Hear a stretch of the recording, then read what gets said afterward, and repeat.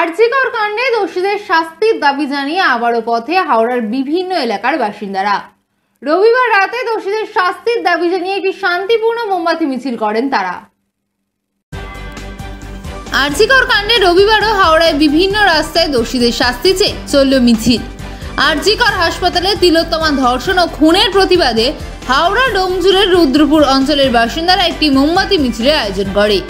রবিবার রুদ্রপুর অঞ্চলের বাসিন্দারা সম্পূর্ণ অরাজনৈতিকভাবে দোষীদের শাস্তি চেয়ে এই মোমবাতি মিছিল বার করেন। নিত্যযাত্রীদের কোনো রকম অসুবিধা না করে শান্তিপূর্ণ মিছিল বার করেন তারা। এলাকার বহু মানুষ এই মিছিলে পা মেলান।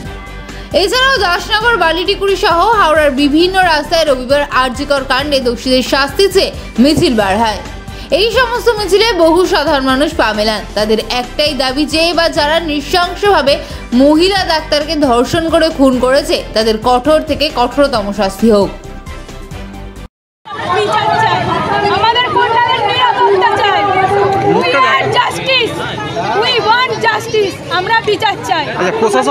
প্রশাসন কি কোনো রকম বিচার দিচ্ছে না?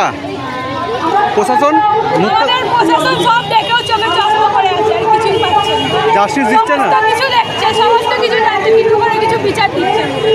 কেসটা কারা? আচ্ছা, আমরা রুদ্রপুর অঞ্চল সাধারণ নাগরিক বৃন্দের পক্ষ থেকে আজকে বিকেল 4টের সময় আমরা সম্পূর্ণ অরাজনৈতিকভাবে একটা পথসভার আয়োজন করেছিলাম তিলোত্তমা খুন এবং ধর্ষণের প্রতিবাদে, এবং তিলোত্তমা খুন এবং ধর্ষকদের দৃষ্টান্তমূলক শাস্তির দাবিতে আমরা এই পথসভা আয়োজন করেছিলাম, পথ মিছিল আয়োজন করেছিলাম। আমাদের রুদ্রপুর গ্রাম পঞ্চায়েতের অধীনে বেশ কিছুগুলো গ্রাম যে আছে সেই গ্রামগুলো থেকে প্রায় 1000 থেকে 2000 মানুষজন, মহিলা, আবার বৃদ্ধ বনিতা সম্পূর্ণভাবে এই বৃষ্টি উপেক্ষা করেও তারা উপস্থিত ছিল এবং মিছিলে প্রায় 8 কিলোমিটার রাস্তা তারা হেঁটেছে। এই জন্য মেয়েদের যারা আছে, নারী শক্তি আছে, তাদের কাছে চিরকৃতজ্ঞ থাকবে রুদ্রপুর অঞ্চল সাধারণ নাগরিকবৃন্দ। এবং এরপরে আমরা এদের কাছ থেকে কিছু We want justice! We want justice! We want justice! We want justice!